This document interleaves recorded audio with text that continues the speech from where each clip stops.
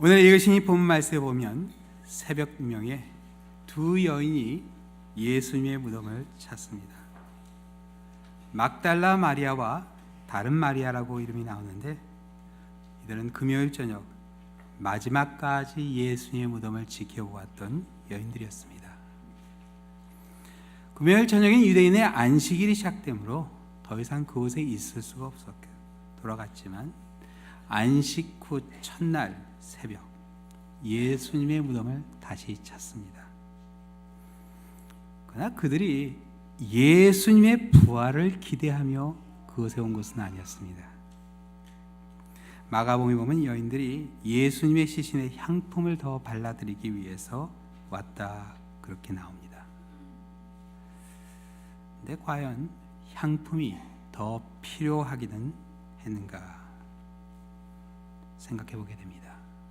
요한복음에 보면 예수님의 시신을 준비할 때 예수님을 밤에 한번 찾아왔던 니고데모라는 사람이 모략과 침향을 넣은 최고의 향품을 100리트라, 약 75파운드 가져왔다고 나옵니다. 아마 혼자 가져왔을 것 같지는 않아요. 15파운드짜리 쌀 몇 개죠? 6개. 자, 과연 그걸 어떻게 가져왔을까? 한 사람을 장사하기에 충분한 양이었습니다. 아니, 너무 많은 양이었어요. 시신에 향품을 더 발라야 하는 것도 아니었고, 게다가 무덤을 막고 있는 돌에는 총독의 인이 찍혀 있어서 무덤에 들어갈 수도 없는 그런 상황이었는데 왜 왔을까? 그들의 발걸음은요, 예수님께 받은 사랑에 의해서 옮겨진 발걸음이었어요. 저도 콜롬비아 사역을 마치고 떠나올 때 거의 장제에 있는 우리 성도들 인사하게 되더라고요. 저 사랑의 빛을 그렇게 많이 줬는데 어떻게 인사 안 하고 올 수 있어요? 이 두 여인 다 예수님의 사랑을 너무 많이 받은 그런 사람들이었어요. 막달라 마리아는 7 귀신에 들렸던 여인이었습니다. 귀신이 하나가 들어도 끔찍한 일인데 7이나 들었다는 건 여러분, 이게 상상이 안 돼요. 과연 어떤 상황이었을까? 근데 예수님께서요, 그 7 귀신을 다 쫓아 주셨어요. 귀신의 그 억압으로부터 자유하게 해주셨습니다. 다른 마리아는 누가복음의 내용을 참고해 볼 때 예수님이 사랑을 많이 해주셨던 야고보와 요한의 어머니 마리아일 가능성이 크다고 그렇게 봅니다.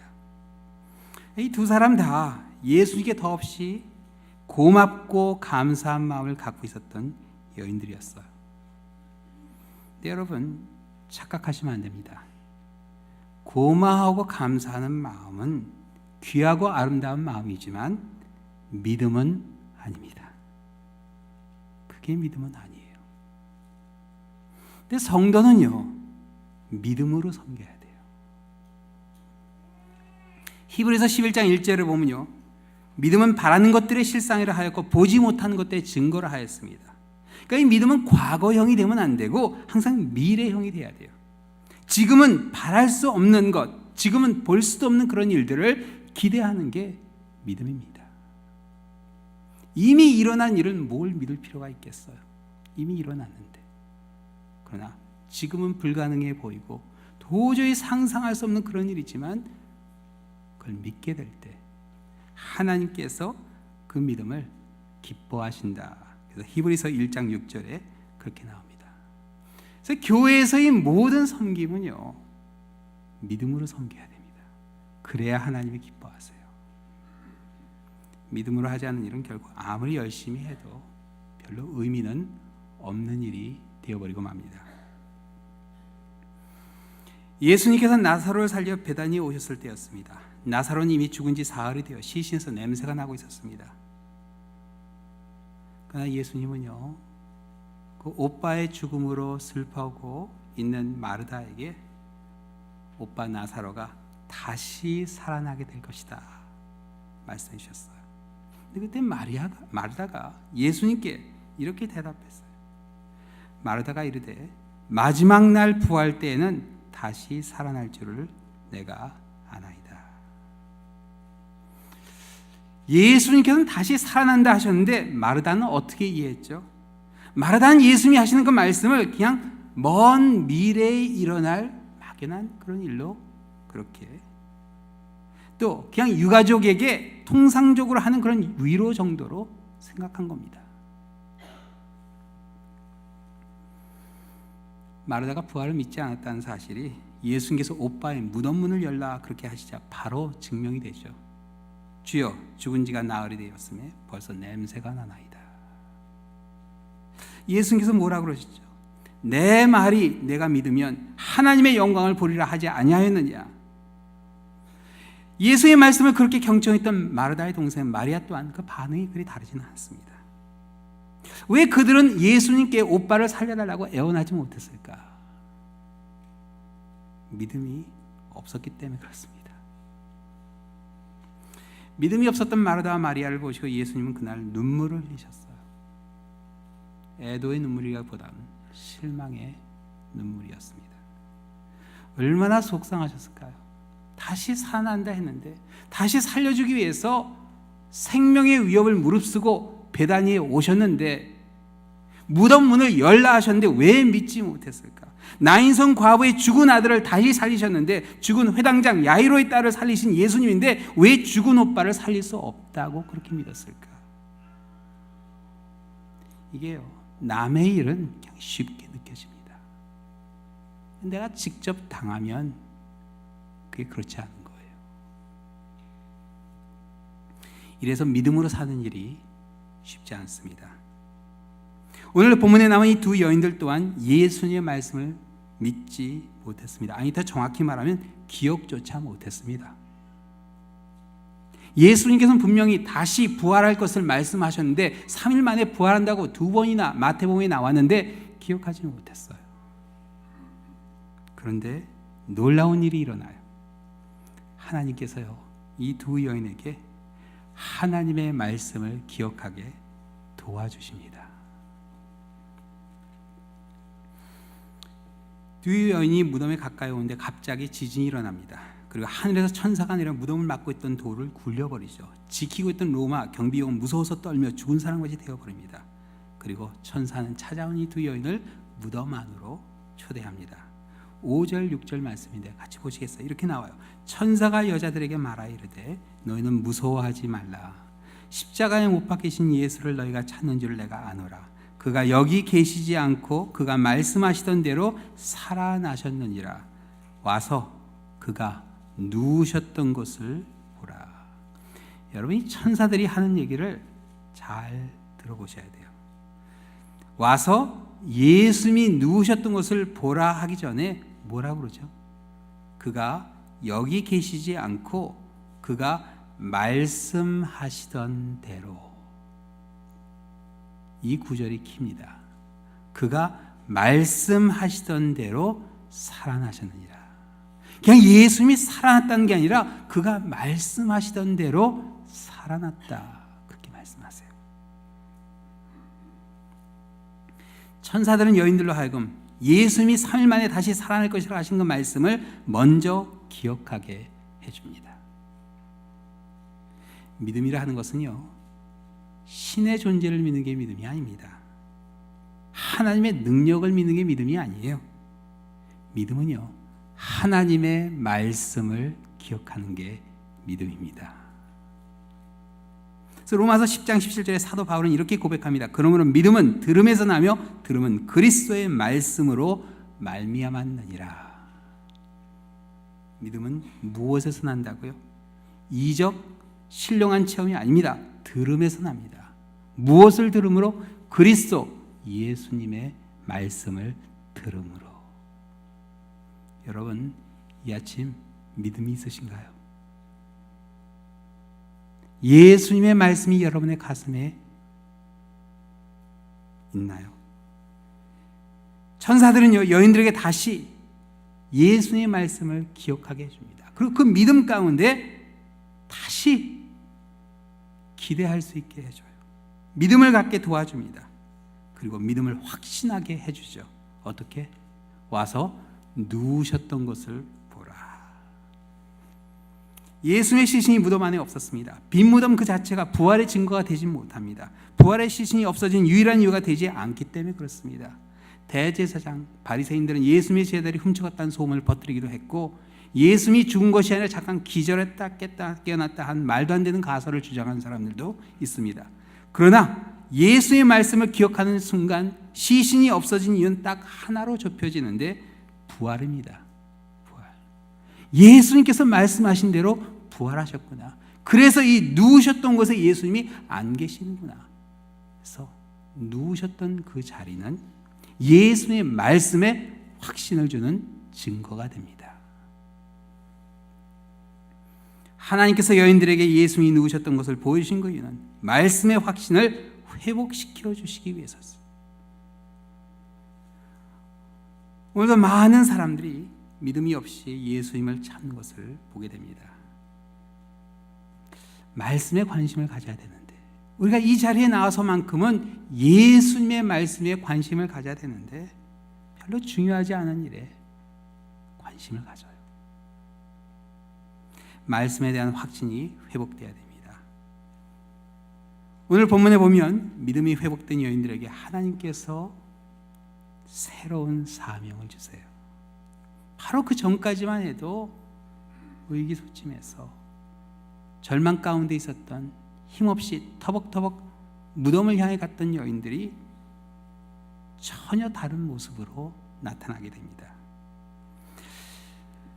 천사가 소식을 전하라 그렇게 하죠. 7절부터 나옵니다. 또 빨리 가서 그의 제자들에게 이르되 그가 죽은 자 가운데서 살아나셨고 너희보다 먼저 갈릴리로 가시나니 거기서 너희가 배우리라 하라. 보라 내가 너에게 일렀으리라 하거늘. 이 사명을 받은 여인들이요 제자들이 있는 곳을 향해 달려갑니다. 달려가요. 에너지가 느껴져요. 얼마나 기뻤을까. 가슴이 아마 벅차올랐을 것입니다. 여러분 이게 바로 믿음으로 섬기는 성도의 모습입니다. 이런 감격이 있어야 돼요. 기쁨이 가득해야 돼요. 연민의 정으로 사랑의 빚을 져서 섬기는 것이 아니라 책임감으로 억지로 악에 받쳐 섬기는 게 아니라 사명으로 뜨거워져서 섬겨야 됩니다. 우리 자원님이 한번 인사하셔서 사명으로 섬깁시다 하고 인사해 주세요. 사명으로 섬겨야 돼요. 야 하나님이 나에게 이 중요한 일을 맡기셨구나. 제가 중고등부 수양회 할 때 안 잊혀지는 그 순간이 있어요. 목사님이 막 말씀을 전하시는데 가다 저를 딱 부르더니 상현아 가서 물 가져와 그러시더라고요. 이 아무도 물을 떠놓지 않았던 거예요. 중고등부 수양회였으니까. 제가 그냥 터벅터벅 나갔을까요? 그냥 뛰어갔어요. 뛰어가서 물을 받아가지고 그래가지고 막 와서 드렸던 기억이 나요. 사명이에요. 책임감이에요. 왜 날 시키셨지? 다른 애들도 있는데 그게 아니에요. 얼마나 감사했는지 몰라요.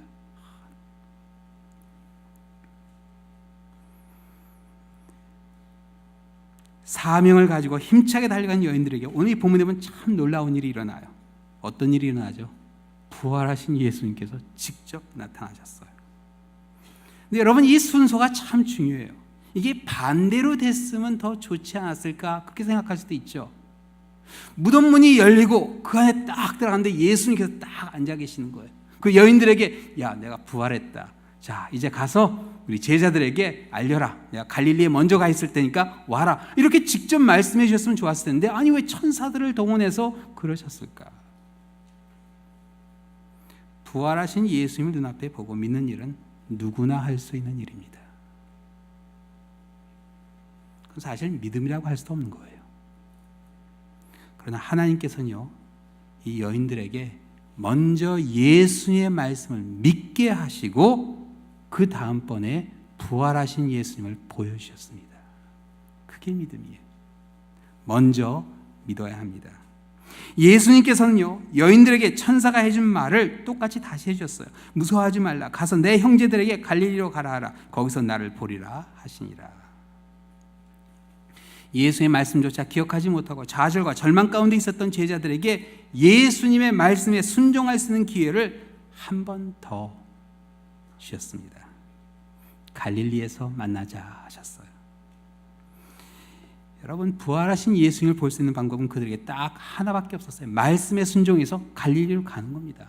예루살렘에 있으면서 예수님 왜 이곳에서 만날 수 없습니까? 그러고 부르짖어 소용이 없는 거예요. 갈릴리로 가야 됐어요. 그렇죠? 말씀에 순종하게 하세요. 이 부활 사건은요, 단지 죽은 사람의 부활이 아닙니다. 이 부활 사건은요, 그 핵심에 잊혀진 말씀의 회복이었어요. 어느 한순간 우리 삶에 일어난 일들로 인해서, 죽음의 그림자로 인해서 하나님의 말씀이 잊혀질 때가 있어요. 그 말씀이 회복돼야 됩니다. 이게 바로 부활의 메시지예요. 십자가 사건으로 인해서 제자들은 잊어버렸던 예수의 말씀을 다시 기억하고 확신하게 됩니다. 그리고 갈릴리에 그들이 모였을 때 예수님께서 그들에게 새로운 사명을 주시죠. 마태복음 28장 18절에서 19절까지의 말씀이에요. 예수께서 나와 말씀하여 이르시되 하늘과 땅의 모든 권세를 내게 주셨으니 그러므로 너희는 가서 모든 민족을 제자로 삼아 아버지와 아들과 성령의 이름으로 세례를 베풀고 내가 너에게 분부한 모든 것을 가르쳐 지키게 하라. 볼지어다 내가 세상 끝날까지 항상 함께 있으리라 하시니라. 사랑하는 성도 여러분, 이게 바로 부활하신 주님께서 제자들뿐만 아니라 우리에게도 주신 사명입니다. 이 말씀이 어느 한순간 나에게 잊혀졌다면 우리 아침 이 말씀을 회복하시기를 축원합니다. 우리가 금년에 44주년을 맞이합니다. 44년의 역사 가운데 우리 단기 선교를 28번 파송했습니다. 말씀에 순종한 겁니다. 그렇죠. 그러나 이거는요, 우리가 주님이 오실 때까지 해야 되는 일이에요. 땅끝을 바라보고 사역을 해야 됩니다. 우리 교회 모든 사역은 세상 모든 민족들에게 초점이 맞춰져야 돼요. 마지막 그들에게까지 복음이 전해지기 전까지 멈추면 안 됩니다. 우리 이만큼 했으니까 이제 됐어. 28번이나 갔는데 아닙니다. 주님이 오실 때까지 가야 돼요. 모든 민족을 향해서 우리의 모든 관심은요, 제자 삼는 일에 모아져야 됩니다. 분부하신 모든 것을 가르쳐 지키게 하라. 우리 2세들부터 시작해서 저 선교지에 있는 그 모든 가정들에게 이 말씀을 실행해야 됩니다. 열심히 배우는 가운데 땅끝을 향한 우리의 기도가 더욱 간절해지고 또 그 가운데 우리의 삶이 구분된 거룩한 삶, 이게 바로 부활하신 주님께서 우리에게 구하시는 성도의 모습이 됩니다. 이제 이 부활의 기쁜 소식을 모든 민족과 나눈 그 모든 일에 최선을 다하는 이 자리에 모이신 우리 한 분 한 분 되시기를 우리 주님의 이름으로 축원합니다. 기도하시겠습니다. 사랑의 하나님 아버지, 어느 한순간 부활하신 우리 주님께서 우리에게 주신 이 귀한 말씀을 잊어버릴 때가 있습니다. 이거보다 더 귀한 일이 없는데, 이거보다 더 중요한 일이 없는데, 이거보다 더 시급한 일이 없는데 어느 한순간 사탄의 속삭임 가운데 우리가 넘어갈 때가 있습니다. 아버지, 우리의 초점이 우리 주님께서 마음을 드신 그곳에 있게 하여 주셔서 우리 랄리하인 장로교회가 이제 담대히 모든 족속을 향해 제자 삼는 사역을 향해 최선을 다할 수 있도록 아버지께서 역사하여 주시고 말씀에 순종하는 가운데 부활하신 주님을 만나는 우리 한 분 한 분이 될 수 있도록 역사하여 주시옵소서. 모든 말씀 예수 그리스도의 이름으로 기도드립니다. 아멘.